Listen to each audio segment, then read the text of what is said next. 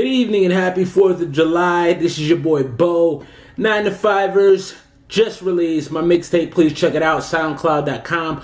Audio Mac. Tonight we're getting into some free agency news. Kevin Durant signs with the Warriors, as well as the top 9 worst signings of the 2016 free agency draft class. I'm your boy Bo. Let's get into it. So first of all, I want to talk about the Kevin Durant thing. Everybody's going crazy about him signing with Oklahoma City. Signing with Golden State. Jersey's getting burned. Just outrageousness. People hating on him, calling him soft. Stephen A. Smith said it's the worst decision he's seen from a superstar. Garbage.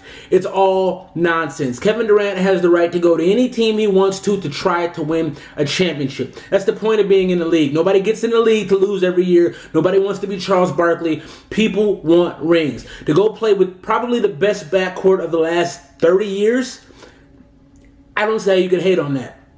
Personally, I think it's a great decision for him and his family. I think he gave a ton of time to Oklahoma City. The best years, probably his prime years he spent there. He should be able to move on. The fans should appreciate him. They should thank him, and he has a chance to win a ring. Anybody who thinks anything else is absolutely idiotic, and I don't get it. Respect the man, respect his opportunity to make the best decision for him to win a championship ring, because that's all they're going to remember him by anyway. Everybody in America wants to work with the best coworkers, the best bosses, and at the best companies. This is no different. Peace to you, KD. Great decision and best of luck. Now, let's get into the top 9 worst deals made this free agency 2016. So if you don't know, the league just made $24 billion off of their deals with TNT and ESPN. I don't know if that's their net return, but that's what the deal was worth. Move the salary cap up to $94.13 million for the 2016 season. Now, what that means is a lot of teams are spending ridiculous amounts of money trying to keep some people in-house and trying to add pieces. A lot of these deals make no sense. The first one I want to talk about, Mike Conley made $153 million. He's scoring 15 points a game, and he's averaging 6 assists a game. Mike Conley's a great player. Spent most of his career with Memphis, and I get why he does this. You want to stay there. I get why the team does it. They want to keep him there. But what I don't understand is why $153 million. Under the old cap, he probably would have maxed out at about 90. That's even too much for a guy like Mike Conley. Great serviceable guard, floor general. No disrespect to the man, but $153 million is only reserved for the greats. I don't see how he gets a deal like that. That's crazy to me. Moving on to Charlotte and Nicholas Batum, $120 million for 5 years. I don't get that either. Serviceable guy, great person, great starter, great teammate. 16 points a game, 5 boards, 5 assists. I understand this a little bit, but I still don't see $120 million. I think he's somewhere in the $70, maybe $80 million range under the old cap, and honestly, that's where he should stay. You want to build teams, you don't want to give money away. Moving on, we're going to talk about Timothy Mozgov. 4 years, $64 million to the Lakers. What are they doing? The guy averaged 6 points per game, 4 rebounds, is a third stringer on the Cavs. Absolutely makes no sense. However, I will say I do think he has some upside. I think he could be a 10-10 a game guy if he's given the right team around him and if he's put in positions to do so. However, giving the guy $64 million is absolutely stupid. I don't get that. The Lakers are throwing away money. Moving on, we're going to talk about Jeremy Lin. 3 years, $36 million. Now, this I almost left off the list. I don't think this is a bad deal. Jeremy Lin is a serviceable guard.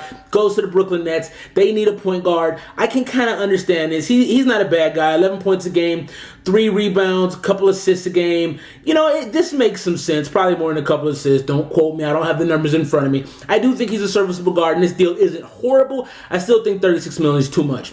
Moving on, Evan Turner. Wow. Evan Turner just got paid $70 million for 4 years, and he's done nothing over his career. 10 points a game, 4 rebounds a game. He's probably a backup at best, in my opinion. Shouldn't start in the starting 5 in the NBA. Wasn't even a great player coming out of college.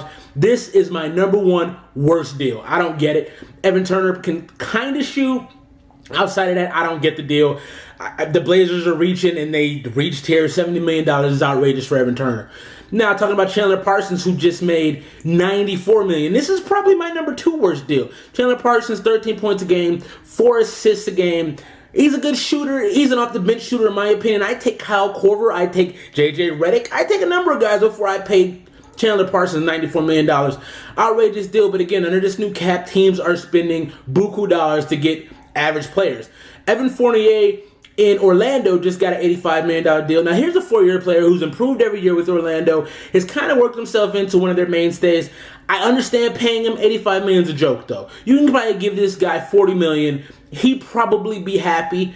But, I guess you want to keep guys in tow. You want to keep guys in their hometown. That's why you do that. Matthew Dellavedova, 4 years, $38 million. Stupid.